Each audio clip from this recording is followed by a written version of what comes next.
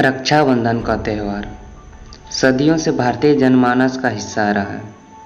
यह रक्षाबंधन का तात्पर्य बांधने वाले एक ऐसे धागे से है जिसमें बहनें अपने भाइयों के माथे पर तिलक लगाकर जीवन के हर संघर्ष तथा मोर्चे पर उनके सफल होने का ईश्वर से प्रार्थना करती है। भाई इसके बदले अपने बहनों की हर प्रकार की विपत्ति से रक्षा करने का वचन देते हैं। यह पर्व हर वर्ष श्रावण मास की पूर्णिमा को मनाया जाता है। भाई की कलाई पर बांधे जाने वाले इन्हीं कच्चे धागों से पक्के रिश्ते बनते हैं।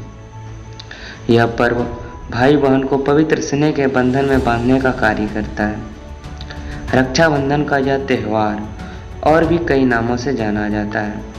दरअसल रक्षाबंधन को पश्चिम बंगाल में गुरु महापूर्णिमा, दक्षिण भारत में नारियल पूर्णिमा और नेपाल में इसे जेनेऊ पूर्णिमा के नाम से जाना जाता है।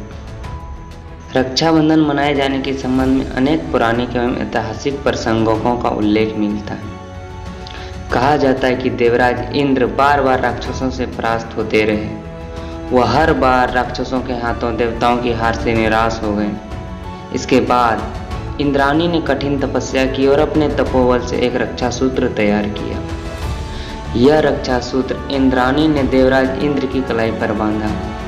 तपोबल से युक्त इस रक्षा सूत्र के प्रभाव से देवराज इंद्र राक्षसों को परास्त करने में सफल हुए। तब से रक्षाबंधन पर्व की शुरुआत हुई।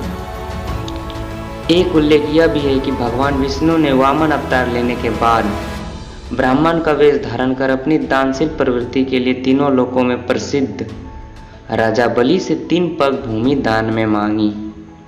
बलि के मांग स्वीकार कर लिए जाने पर भगवान वामन ने अपने पग से संपूर्ण पृथ्वी को नापते हुए बलि को पाताल लोक भेज दिया। कहा जाता है कि उसी की याद में रक्षाबंधन पर्व मनाया गया। वहीं रक्षाबंधन पर्व से ऐतिहासिक प्रसंग भी जुड़े हैं।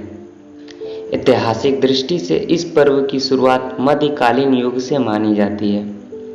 भारतीय इतिहास ऐसे प्रसंगों से भरा पड़ा है जब राजपूत योद्धा अपनी जान की बाजी लगाकर युद्ध के मैदान में जाते थे तो उनके देश की बेटियां उनकी आरती उतारकर कलाई पर रक्षा सूत्र बांधा करती थी।